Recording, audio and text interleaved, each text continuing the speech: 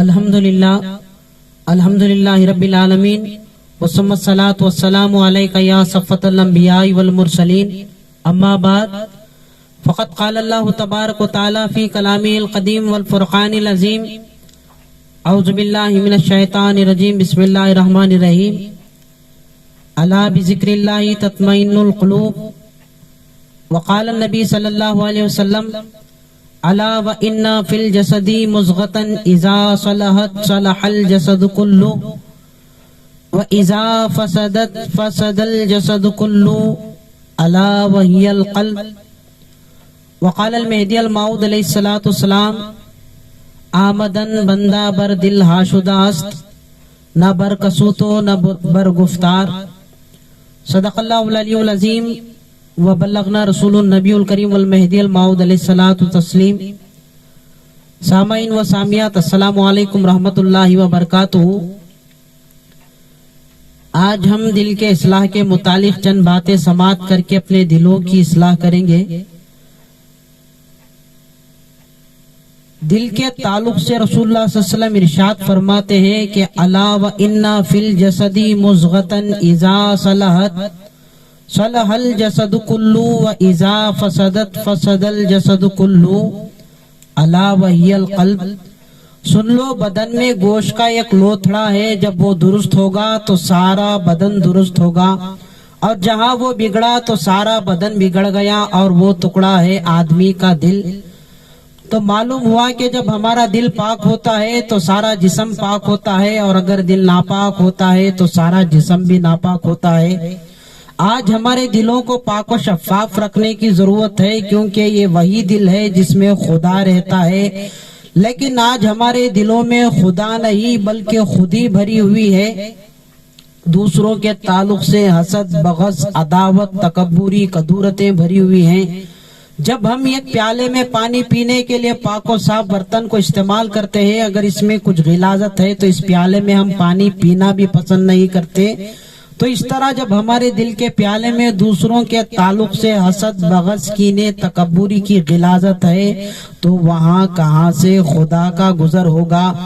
حضرت مولانا رومی علیہ الرحمہ فرماتے ہیں کہ کعبے کو پاک و صاف رکھو، یہاں سے ابراہیم خلیل کا گزر ہوتا ہے، اور دل کو پاک و صاف رکھو، وہاں سے رب جلیل کا ذکر ہوتا ہے۔ ایک مرتبہ تو آپ نے یہ بھی ارشاد فرمایا کہ جس شخص کا دل صاف ہو جائے وہ اللہ کا مسکن ہے۔ جب ایسے پاک و صاف دل والے لوگ کعبۃ اللہ کو جاتے ہیں تو کعبہ خود ان پاک و صاف دلوں کا طواف کرتا ہے۔ بندہ سرتاپا سخاوت ہو جاتا ہے، وہ بندہ سخی ہو جاتا ہے۔ ایک مرتبہ حضرت علی کرم اللہ وجہہ رضی اللہ تعالیٰ عنہ رو رہے تھے تو کسی نے پوچھا کہ اے مولا کائنات، آپ کو کس چیز نے رلائی، کیوں رو رہے ہو؟ تو حضرت علی رضی اللہ تعالیٰ نے فرمایا فقال لم یعطینی ضیف منذ 7 ایام، آج 7 دن ہو گئے میرے گھر کوئی مہمان نہیں آیا، اس لیے رو رہا ہوں۔ پھر اس شخص نے پوچھا کہ میں اس سے کیا سمجھوں، رونا کیوں آیا؟ فرمانے لگے وَأَخَافُ أَن يَكُونَ اللَّهَ تَعَالَى قَدْ أَهَانَنِي، مجھے ڈر لگنے لگ گیا ہے کہ کہیں میں اللہ کی نگاہ میں گر تو نہیں گیا، اس نے کوئی مہمان میرے گھر نہیں بھیجا، شاید اللہ کی ذات سمجھتی ہے کہ میرے دل میں اتنی سخاوت نہیں ہے۔ اللہ اکبر۔ سامعین، حضرت عمر فاروق رضی اللہ تعالیٰ عنہ فرماتے ہیں کہ صحبت رسول اللہ صلی اللہ علیہ وسلم نے، تربیت رسول اللہ صلی اللہ علیہ وسلم نے ہمیں اتنا سخی بنا دیا کہ بھوک اور فاقہ بھی ان کی طبیعت کو فقیر نہیں بناتا تھا، کھانے کو کچھ نہ تھا تب بھی ان کے مزاج غنی رہتے تھے، اس لیے کہ ان کا توکل اسباب دنیا پہ نہ تھا، غنی اس لیے تھے کہ ان کے دلوں میں رب بستا تھا۔ جس دل میں رب بستا ہے اس جیسا کوئی اور غنی ہو نہیں سکتا، کیونکہ رب ساری کائنات کو غنی کرنے والا جب خود کسی کے دل میں آ جائے تو اس دل کے اندر محتاجی کیسی۔ آج ہم اپنے من کو صاف و پاک رکھنا چاہیے۔ یاد رکھو، جب تک من صاف نہیں تو تن سے کی جانے والی عبادتیں بیکار ہو جاتی ہیں۔ ہر کسی کے عبادت کا طریقہ الگ ہوتا ہے۔ خدا ہمارے ظاہری اعمال جیسا نماز اور اس میں قیام، رکوع، سجدہ اور دوسرا روزہ، حج، زکوٰۃ وغیرہ، خدا ظاہری اعمال کو نہیں دیکھتا، خدا تو دل کی گہرائیوں کو دیکھتا ہے، باطینی اعمال کو دیکھتا ہے۔ ایک مرتبہ کا واقعہ ہے کہ حضرت انس بن مالک رضی اللہ تعالیٰ عنہ روایت کرتے ہیں کہ رسول اللہ صلی اللہ علیہ وسلم نے فرمایا کہ صحابہ، ابھی تمہاری مجلس میں ایک ایسا شخص آنے والا ہے جو جنتی ہے، تیار ہو جاؤ۔ ایک جنتی کو دیکھنے کے لیے تو ہر کسی کی نگاہ دروازے کی طرف تھی۔ یہ ایک شخص داخل ہوا، بڑا عجیب سا دیہاتی سادہ سیدھا آدمی لگتا تھا۔ اس نے اپنے جوتے ہاتھ میں پکڑے ہوئے تھے، مجلس مصطفیٰ میں اندر داخل ہو گیا۔ انس بن مالک رضی اللہ تعالیٰ عنہ فرماتے ہیں کہ ہم سب صحابہ اس شخص کو دیکھ کر حیرت میں ہی تھے کہ مجلس ختم ہو گئی۔ جب دوسرا دن آیا تو پھر ایک مجلس بپا ہوئی تو رسول اللہ صلی اللہ علیہ وسلم نے فرمایا کہ ابھی ایک شخص تمہاری محفل میں آ رہا ہے، وہ جنتی ہے، تیار ہو جاؤ اس جنتی کو دیکھنے کے لیے۔ اب صحابہ دیکھنے لگے کہ آج کون آتا ہے۔ دروازہ کھلا تو پھر وہی شخص نظر آیا جو کل کی مجلس میں آیا ہوا تھا۔ سب پریشان تھے تو یہ مجلس بھی براہ راست ہوئی۔ جب تیسرا دن آیا تو پھر تیسرے دن بھی مجلس بپا ہوئی اور رسول اللہ صلی اللہ علیہ وسلم نے فرمایا کہ ابھی اس وقت آپ کی محفل میں ایک جنتی داخل ہوگا۔ جیسا ہی رسول اللہ صلی اللہ علیہ وسلم ادھر سے فرماتے تو ادھر سے دروازہ کھلا اور تیسرا دن بھی وہی شخص داخل ہوا، 3 دن بھی ایک ہی شخص داخل ہوا۔ حضرت عبداللہ بن عمر رضی اللہ تعالیٰ عنہ فرماتے ہیں کہ اس کا عمل کیا ہے کہ 3 دن سے مسلسل رسول اللہ صلی اللہ علیہ وسلم فرما رہے ہیں کہ یہ جنتی، اور سوچنے لگے کہ کوئی اس کا خاص بڑا عمل ہوگا، خاص عبادت ہوگی۔ حضرت عبداللہ بن عمر رضی اللہ تعالیٰ عنہ کہتے ہیں کہ میں اس کے پیچھے پیچھے چل پڑا اور راستے میں چلتے چلتے کہا کہ میری آرزو ہے کہ اگر آپ اجازت دیں تو میں 3 دن آپ کے ساتھ آپ کے گھر میں رہنا چاہتا ہوں، یہ دیکھنا چاہتا ہوں۔ یہ دیکھنا چاہتے تھے کہ وہ کون سا عمل ہے جو اس کے عمل نے اسے زبان مصطفیٰ سے جنت کی ضمانت دی ہے۔ جیسا ہی 3 دن رہنے کی اجازت طلب کی تو اس شخص نے کہا کہ گھر کو اندر آ جاؤ، کوئی اعتراض تو نہیں ہے، آپ 3 دن ہمارے گھر میں رہ سکتے ہو۔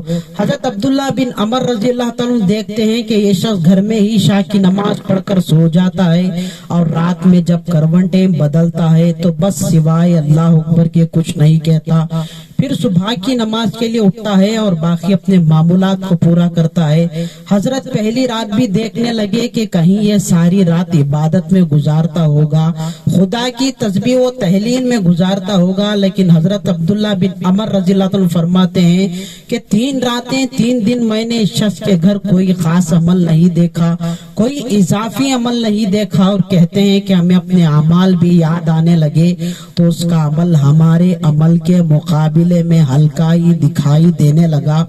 تو آخر میں حضرت عبداللہ بن عمر رضی اللہ تعالیٰ نے اس شخص کو کہنے لگے کہ اس لیے میں 3 دن تیرے گھر میں رہا کہ تیرا وہ خاص عمل کو دیکھوں جو 3 دن سے مسلسل زبان مصطفیٰ تیرے جنتی ہونے کی بشارت دے رہے ہیں، اور میں نے 3 دن رہتے ہوئے کوئی خاص عمل نہیں دیکھا، تو ہی بتا دے وہ عمل کیا ہے۔ تو وہ شخص کہنے لگا کہ کچھ نہیں، یہی سب کچھ تھا جو تم نے 3 دن رہتے ہوئے دیکھا ہے۔ تو پھر وہاں سے حضرت عبداللہ بن عمر رضی اللہ تعالیٰ اجازت لے کر اس کے گھر سے نکلتے ہیں، اسی خیال میں گم ہوتے ہوئے جاتے رہتے ہیں، اور پیچھے سے اس شخص نے آواز دی کہ آؤ، مجھے ایک بات یاد آئی کہ میری عبادت اور ریاضت تو بس اتنی ہی ہے جو تم نے 3 دن سے دیکھا، لیکن بات یہ ہے کہ خدا تعالیٰ نے جس شخص کو جتنی نعمتوں سے نوازا، میں نے اپنی زندگی میں اپنے دل میں رتی برابر بھی نہ کسی کا حسد پایا، نہ کسی کے لیے میں نے اپنے دل میں میل پایا۔ اس طرح میں نے اپنے دل کو پاک و صاف رکھا ہوں، بس وہ عبادت اور یہ دل کی پاکی کے سوا مجھے اور کچھ بھی معلوم نہیں ہے۔ تو حضرت عبداللہ بن عمر رضی اللہ عنہ فرماتے ہیں کہ خدا قسم یہی ایک دل کی صفائی ہے، اس نے تجھے زبان مصطفیٰ سے جنت کی ضمانت دی ہے۔ آج ہمارے دلوں سے حسد، بغض، تکبری کو نکالنا ہے۔ ایک مرتبہ حضرت بایزید بستامی رحمت اللہ علیہ راستے سے گزر رہے تھے تو قریب سے کتا گزرا، آپ نے اپنے لباس کو سمیٹ لیا، اپنے دامن کو اس سے بچانے لگے کہیں یہ کتے کی گندگی اس کی پلیدی لگ نہ جائے۔ آگے بڑھنے لگے تو وہ کتا دوڑتا ہوا حضرت بایزید بستامی رحمت اللہ علیہ کے سامنے آیا اور کہنے لگا کہ اے بایزید، تم نے اپنے دامن کو مجھ سے کیوں بچا لیا؟ میں تو گندا نہیں تھا، گیلا نہیں تھا، میری پلیدی تو نہیں لگی۔ میں تو سوکھا تھا، اگر گیلا بھی ہوتا تو تم گھر کو جا کر دھو لیتے۔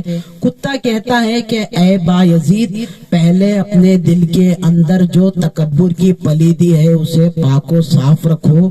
تو حضرت باجید بستامی رحمت اللہ علیہ تعجب میں پڑ گئے اور زمین پر بیٹھ گئے اور کتے سے کہنے لگے کہ اے کتے، میں کچھ دیر تیری صحبت میں بیٹھنا چاہتا ہوں تاکہ میری اصلاح ہو جائے۔ تو کتے نے کہا تم میری صحبت میں بیٹھنے کے قابل نہیں۔ تو حضرت پوچھنے لگے کہ کیوں؟ تو کتا کہنے لگا مجھے ایک دن جو کھانے کو ملتا ہے وہ کھا لیتا ہوں، کل کے لیے میں ہڈی بھی سنبھال کے نہیں رکھتا، اور آپ پورے سال کا غلہ سنبھال کر رکھتے ہو، آپ کو صحبت میں کیسا میں لے کر چلوں؟ آج ہمارے دلوں کو پاک و صاف کرنا چاہیے۔ یہاں تک کہ شیخ محمد بن فضل بلخی رحمت اللہ علیہ جو بڑے اکابر میں سے ہیں، فرماتے ہیں کہ مجھے حیرت ہے کہ لوگ دنیا کے جنگلوں کو، صحراؤں کو، بیابانوں کو، سمندروں کو پار کرتے ہوئے، بڑی مسافت کرتے ہوئے کعبۃ اللہ تک پہنچتے ہیں، لیکن کبھی اپنے دل کی مسافت کرتے ہوئے، نفس کی صحراؤں کو پار کرتے ہوئے کبھی خدا تک نہیں پہنچے۔ ہر بندہ حج کو جاتا ہے اور وہ کہتے ہیں کہ مسافتیں طے کرتے ہوئے خدا کے گھر کے لیے، مسافتیں طے کرتے ہو خدا کے گھر کے لیے، کبھی نفس اور دل کی مسافتیں بھی تو طے کرو خدا کے لیے۔ یہاں تک کہ حضرت مولانا روم علیہ الرحمہ فرماتے ہیں کہ دل بدستے آور کے حج اکبر است، از ہزاران کعبہ یک دل بہتر است، کعبہ بنگاہ خلیل ازر است، دل گزرگاہ جلیل اکبر است۔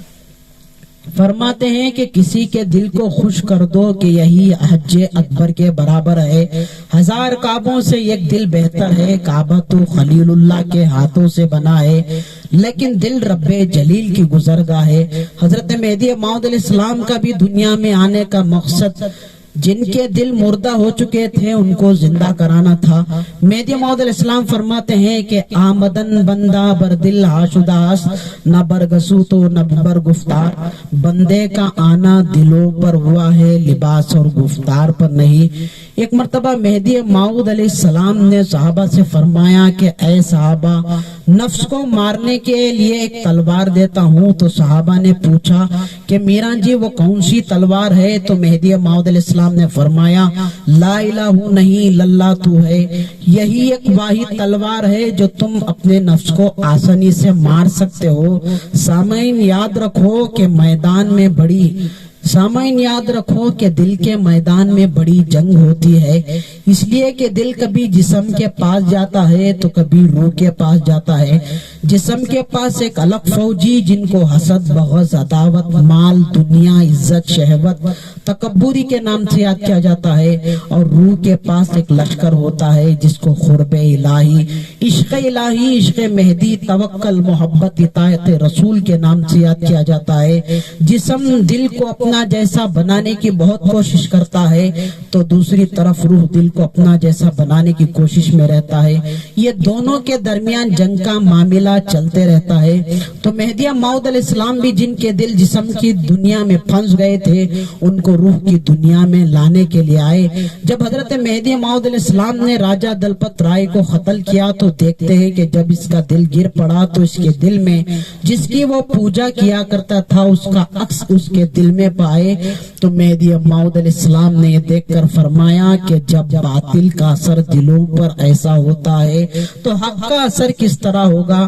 تو ہم کو چاہیے کہ آج ہمارے دلوں میں دوسروں کے لیے حسد، بغض، تکبری، ریاکاری، کدورتیں بھری ہوئی ہیں، ان سب کو دور کر کے عشق الہی، عشق نبی و عشق مہدی سے ہمارے دلوں کو منور کرنا چاہیے۔ رسول اللہ صلی اللہ علیہ وسلم فرماتے ہیں کہ انما الاعمال بالنیات، اعمال کا دار و مدار نیتوں پر ہوتا ہے، نیت دل کا عنوان ہوتا ہے، اعمال دنیا دیکھتی ہے، دل کی نیت و کیفیت صرف خدا تعالیٰ کی ذات دیکھتی ہے، خدا تعالیٰ دیکھتا ہے۔ آج ہم اپنے دل سے دنیا کی محبت کو نکال کر خدا، رسول اور مہدی کی محبت کو دل میں سمانا ہے۔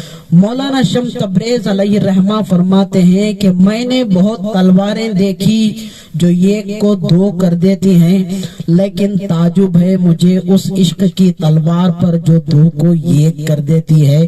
خدا تعالیٰ بھی کہتا ہے کہ جو بندہ میرا ذکر سے میرے قریب ہوتا ہے تو میں اس کو اپنا محبوب بنا لیتا ہوں، وہ محبوب بن جاتا ہے تو میں اس کے کان بن جاتا ہوں جو اس سے وہ سنتا ہے، اس کی آنکھ بن جاتا ہوں جس سے وہ دیکھتا ہے، اس کے پاؤں بن جاتا ہوں جس سے وہ چلتا ہے، اس کی زبان بن جاتا ہوں جس سے وہ بولتا ہے، اور جو مانگتا ہے وہ عطا کرتا ہوں۔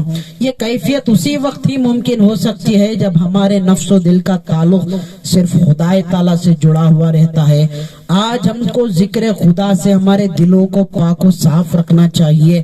حضرت مہدی موعود علیہ السلام کے دائرے میں ایک کتا تھا جو ایک پہر چڑھی تک دو زانوں توجہ کے ساتھ بیٹھ کر ذکر خفی کیا کرتا تھا۔ اگر درمیان میں اس کو کھانا بھی دیا جاتا، کھانا رکھ دیا جائے تو وہ کھانے کی طرف متوجہ نہ کرتا۔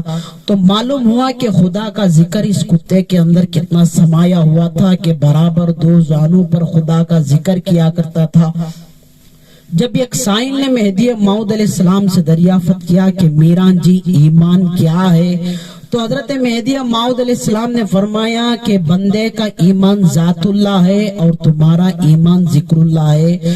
تو ہم کو چاہیے کہ ہم دلوں کو پاک و صاف رکھنا چاہیے جہاں خدا رہتا ہے۔ خدا تعالیٰ سے دعا ہے کہ اے باری تعالیٰ مہدی موعود علیہ السلام کے صدقے سے اس دائرے کے کتے کی صفت ہمیں بھی عطا فرما، اور ہمارے دلوں میں ایمان و عشق الہی، عشق رسول اللہ صلی اللہ علیہ وسلم اور عشق مہدی موعود علیہ السلام کی محبت ہمارے دلوں کو منور کر دے، ہماری منور کرتے ہوئے ہمیں زندگی بسر کرنے کی توفیق عطا فرما۔